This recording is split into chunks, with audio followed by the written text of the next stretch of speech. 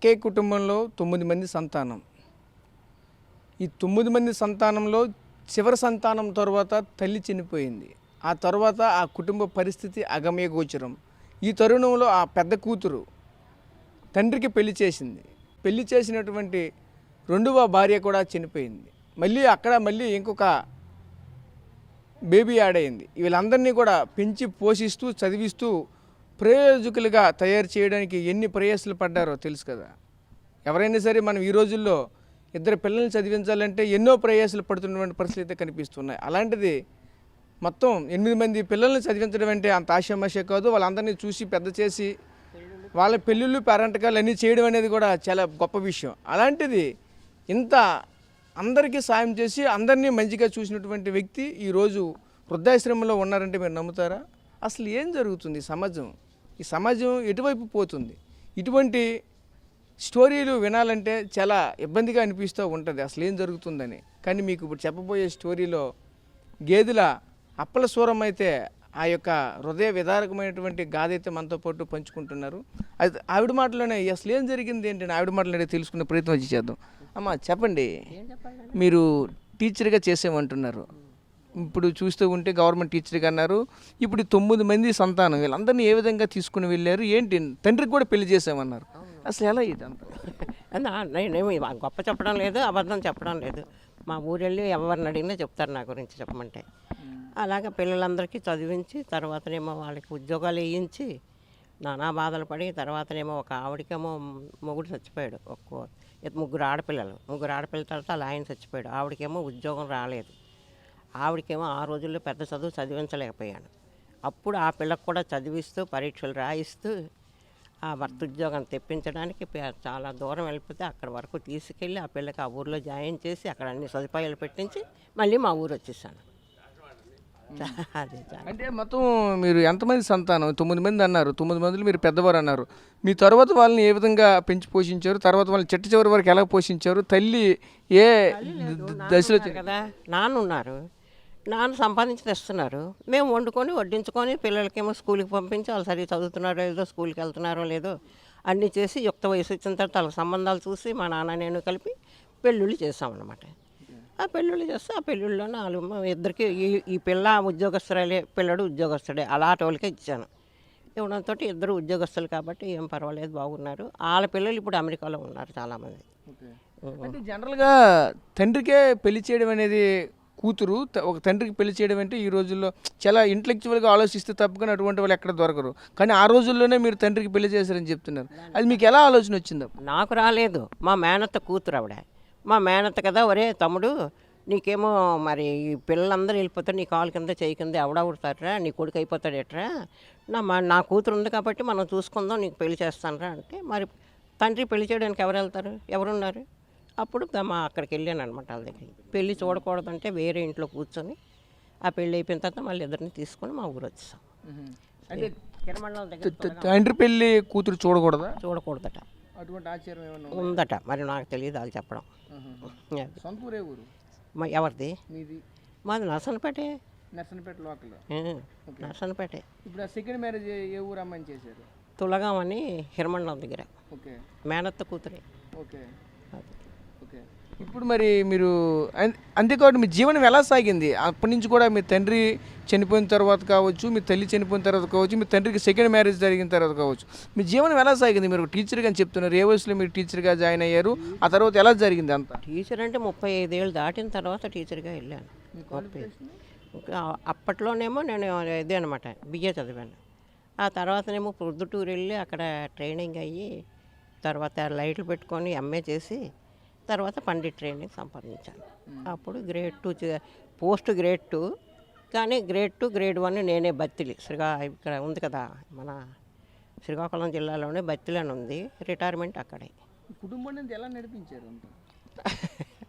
అలాగే మా నాన్న ఉంటారు, మరి మేము ఉంటాం కదా, అలా చేస్తాం. మరి వాళ్ళకి స్కూల్కి పంపించడం, మనం ఇంట్లో చూసుకోవడం. తర్వాత 35 సంవత్సరాల తర్వాత ఉద్యోగానికి వెళ్ళడం. మీరు మ్యారేజ్ చేసుకోలేదా? అన్మ్యారీడే. మరి చేసుకుంటే మరి పిల్లలు పాడైపోతారు కదా, మరి ఇంకెళ్ళగలుగుతాం. అంటే పూర్తిగా వాళ్ళ అందరికి ఇప్పుడు 8 మంది సంతానానికి, తండ్రికి పుట్టిన 8 మంది సంతానానికి పూర్తిగా మీ జీవితాన్ని త్యాగం చేశారు అని అనుకోవాలి. మరి అంటే అది నా రాత ఏమి నాకు అప్పేం కాదండి, భగవంతుడు రాసిన రాత. దాన్ని మనం ఎవరికి ఎలా పుట్టిస్తారో అలా చేసుకుంటారు, దానికే ఉంది. అలాగే ఎంతమంది అయినా ఉండొచ్చు, నేనేం గొప్ప ఏం కాదు. మా పరిస్థితి ఇది. అడిగారు కాబట్టి ఇవాళ పూర్తిగా చెప్తున్నాను అంతే, ఇంకేం కాదు. అంటే ప్రస్తుతానికి ఇప్పుడు అందరినీ కూడా ఒక్కొక్కరు వెల్ సెటిల్డ్ అంటున్నారు. ఒకరు అమెరికాలో ఉన్నారంటున్నారు, ఒకరు ఎంఆర్ఓ అయ్యారు అంటున్నారు. అంటే వేరేనే మీకు మీ తాలూకా మీ తర్వాత పుట్టినటువంటి సిస్టర్స్ అంతా కూడా వెల్ సెటిల్, వాళ్ళందరినీ కూడా మీరే అంత ప్రయోజనంగా తయారు చేశారు. ఇప్పుడు వాళ్ళు ఎవరు కూడా మిమ్మల్ని రమ్మని అనట్లేదా, మీతో కలివిడిగా ఉండట్లేదా? కదా రమ్మంటున్నారండి. ఒకళ్ళేమో వైజాగ్లో ఉంటున్నారండి, ఒకళ్ళేమో హైదరాబాద్లో ఉంటున్నారండి, ఒకళ్ళేమో ఇంకా ఎక్కడెక్కడో ఉంటున్నారు. వాళ్ళందరూ వచ్చి మా ఇంట్లో 2 నెలలు ఉండు, మా ఇంట్లో 2 నెలలు అంటే 2 నెలలు ఎలా ఉంటానండి? ఇవన్నీ బస్సుల మీద ట్రైన్ల మీద వెళ్ళి ఉండగలనా? అది వయసు నాకు. అలాగ అంటున్నారు. ఏం నేను ఒక్కదాన్నే చెల్లున్నా, నా ఒక్కదానికే పోషించావా? వాళ్ళ దగ్గరికి వెళ్ళి ఎప్పుడైతే తగులు పెట్టారు మీరు ఎవ్వరు నాకు పెంచక్కర్లేదు, నాకు కొంచెం డబ్బుతో నేను అనుకుంటాను, ఎలాగ అనాథాశ్రమం ఉందని. వాళ్ళు ఎవరికి అనుమతి లేకుండా నేను ఒక్కదాన్నే ఇక్కడికి వచ్చి, మా చెల్లిగారు ఇక్కడ ఇరిగేషన్ డివిజన్లో పనిచేస్తుండే, ఆవిడ ఇంట్లో కూర్చొని ఇక్కడ అన్నీ చూసుకొని అప్పుడు ఈ సమాజంలో జాయిన్ అయ్యాను. అంటే మీకు ఆ టైంలో మీకు ఏమి అనిపించలేదా, మీరు అందరినీ ఇంత ప్రయోజకులుగా తయారు చేశాను, నన్ను చూడాలంటే ఈరోజు 2 నెలలు వాటర్లు వేసుకుంటున్నారు ఏంటని మీకు ఆ రోజు బాధ అనిపించలేదా? బాధ అనిపించింది కాబట్టి ఇందులో జాయిన్ అయ్యాను. మీరు ఎవరు నాకు పెంచక్కర్లేదు, వెళ్ళిపోండి, నా డబ్బులతో నేను బతుకుతాను, అక్కడే వస్తాను అనేసి. అది సంగతి. మళ్ళీ ఈ మధ్యన అక్కడికి వెళ్ళలేదు? ఇంకా వెళ్తున్నానండి, ఈవేళ వచ్చాను ఇంకా ఇక్కడ. అంటే మా ఊరు వెళ్ళడం లేదు, మా అక్క చెల్లెళ్ళు ఎక్కడెక్కడ ఉంటున్నారో వాళ్ళ ఊర్లో వెళ్తున్నాను. అది మరి అమెరికాలో మీ తాలూకులు ఉన్నారండి, వాళ్ళు ఏమైనా మీకు ఫోన్ చేస్తున్నారు, మాట్లాడుతున్నారు? ఆడుతుంటారు అప్పుడప్పుడు. లేకపోతే వాళ్ళ కన్నోరింటికి వస్తే నన్ను కూడా పిలుస్తారు, దొడ్డారా ఒకసారి చూస్తామని. లేకపోతే సెల్లల్లో చూస్తారు. ప్రేమ సమాజానికి రారు? వచ్చారు 2-3 సార్లు వచ్చారు, కారులో వచ్చారు. అది సంగతి. మరి మీ బాగోగులు వాళ్ళు చూస్తారా, మీకు మీరు చూసుకోవడమేనా? ఏ కష్టమైనా సుఖం వస్తే వాళ్ళే చూస్తారు, ఎందుకు చూడరు? ఒకసారి నాకు చాలా బాగలేకపోయింది, ఇక్కడ ఉంటుండగానే బాగలేకపోయింది. అప్పుడేమో ఇక్కడ మా ఈ ఊర్లోనే పెద్ద హాస్పిటల్కి వెళ్ళిపోయాను.